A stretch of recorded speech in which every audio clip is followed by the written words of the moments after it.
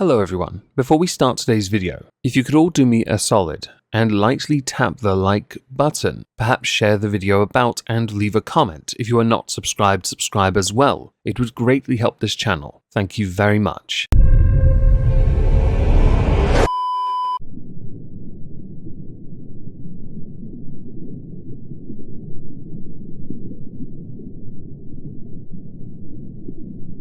Well, isn't this just fantastic? Captain's log, subdates 221223.8. As my crew are busy scrambling to find me extra gifts, I'm getting my security team ready to conduct anal cavity searches, along with vital sounding checks, on literally every single one of those pricks.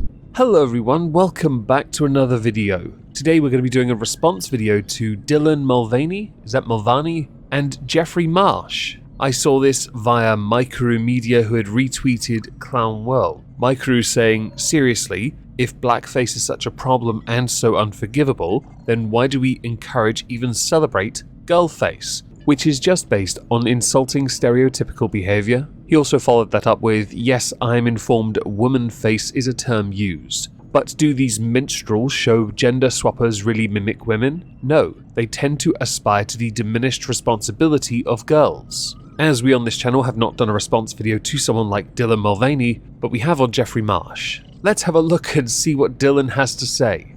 Day 80 of being a girl. Yeah. Sorry, what?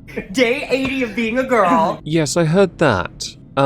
Girl? Aren't you a bit old to be role-playing as a child? Also, day 80, is this like a weight loss journey? But from whatever you were before to whatever it is you aspire to be? And I am with my all-time role model. This is the person that made You're me... my role model. No, you're my role model. No. You inspired me to start making content. And so, accept that? Yes, okay. I accept it. So this is Jeffrey Marsh's fault. Okay. Now I'm starting to understand why it is I've seen more videos of yourself and Jeffrey Marsh on social media. And this is a great opportunity to insert them because you, Dylan, have a YouTube channel. And two videos in particular, I remember seeing on Twitter. Here's the first one. 75 of being a girl, and I've been carrying around tampons and pads for the past 2 months, but I've actually never opened one up, so... I didn't realize they could be considered an accessory. I have heard it is not completely uncommon for someone to bring them as an emergency when a life raft gets a puncture and you just jam it in there. Or perhaps to stop someone's ear and or nose from dribbling. If you don't know where the nose is, it's that thing under your eyes.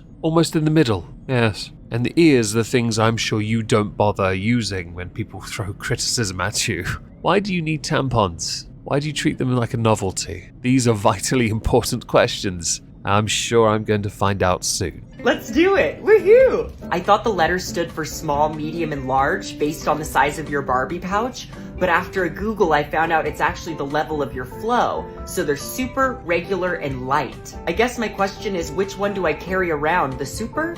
Because maybe if you have a light flow you can still use a super? I don't know. You could do yourself a favor and save yourself the hassle of carrying around extra accessories and simply go contactless. Which I hear you already do anyway, because, and there's a second video for this. Thank you for the education so far, I really appreciated it. You speak of something that might perhaps allude to why it is not relevant for someone like yourself, Dylan, to carry around tampons for your Barbie pouch. Am I the only person whose skin crawled merely uttering those words? It's pink, it's kind of adorable, and it kind of looks like a butter churn. So you just go like that? Ow.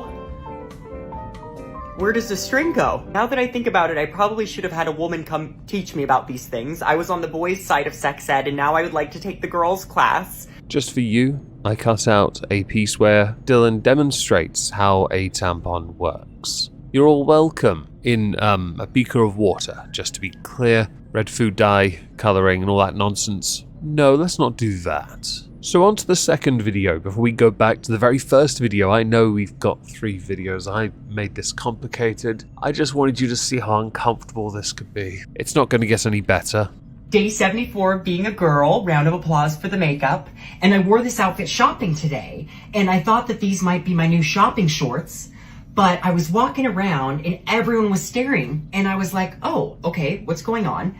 And they were all staring directly at my crotch. And I went, oh, I forgot that my crotch doesn't look like other women's crotches sometimes, because mine doesn't look like a little Barbie pocket. How am I supposed to respond to this without saying you have a B-Tech Bowie bulge? Like, seriously, how do I respond to any of this? I just... How is this still going? How?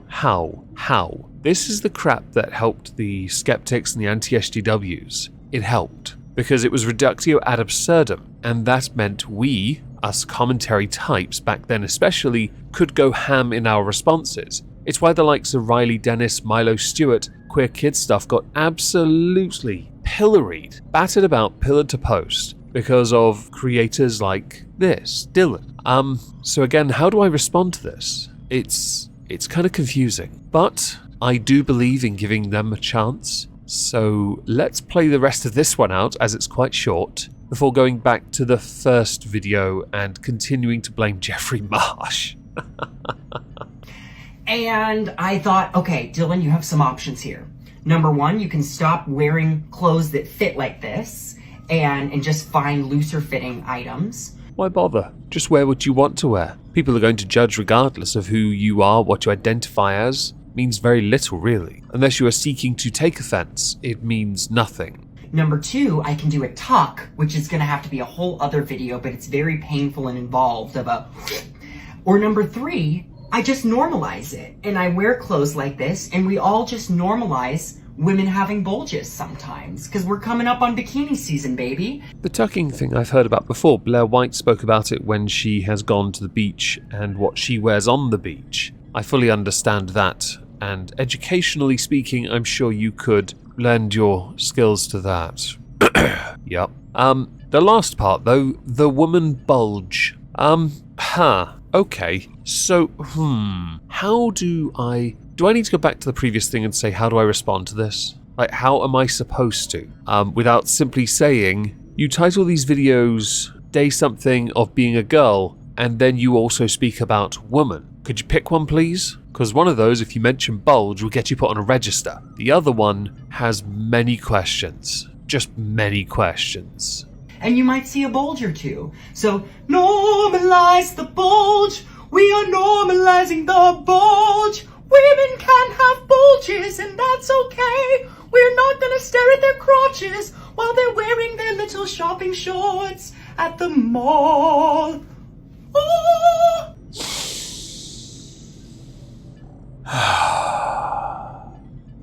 Well, at least you were in tune.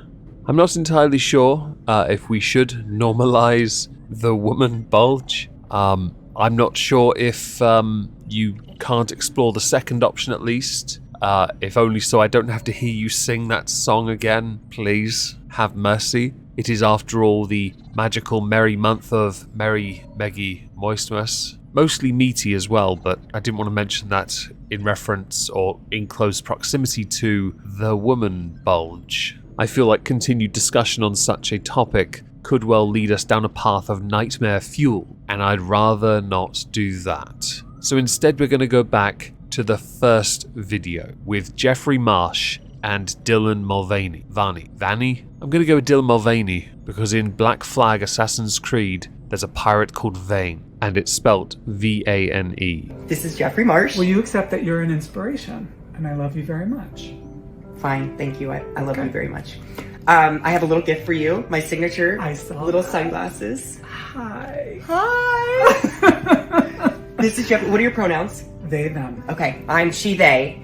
And I wanted to know, as a non-binary human, do you have any relationship to the concept of girlhood? Now this is an obvious answer for Jeffrey Marsh, the concept of relationship, of girlhood. The answer would undoubtedly be yes, because for Jeffrey Marsh, with a lot of what Jeffrey Marsh speaks of, everything's open for interpretation and acceptance and indoctrination, incorporation and assimilation. The latter being the more prominent, as gender doesn't exist according to Jeffrey Marsh. It makes sense. Your collective distinctiveness will be added to our own. Resistance is fossil.